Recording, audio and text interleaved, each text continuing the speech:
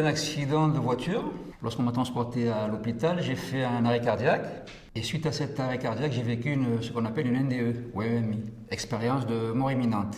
C'est vrai qu'on a beaucoup de mal à en discuter par la suite parce que ça peut poser des problèmes au niveau familial ou au niveau des amis. Parce que ce qu'on vit, bon, c'est quelque chose de quand même un peu personnel. Puis on se débloque un peu, il y a un petit déblocage qui s'opère et on en discute un peu autour de soi, à des amis. Puis les amis disent, tiens, je connais quelqu'un qui a vécu une NDE. Ah, j'aimerais bien le connaître, j'aimerais bien le rencontrer. Et c'est vrai que quelquefois on n'est pas méfiant, hein.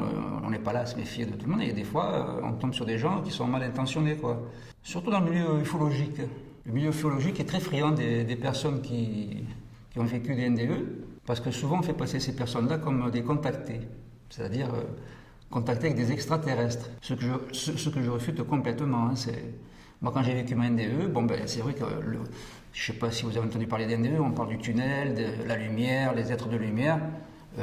Moi, dans ma NDE, je n'ai jamais vu d'extraterrestres. Hein.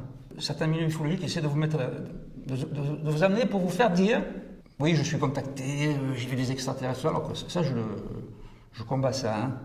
Ça accrédite, disons, leurs propos.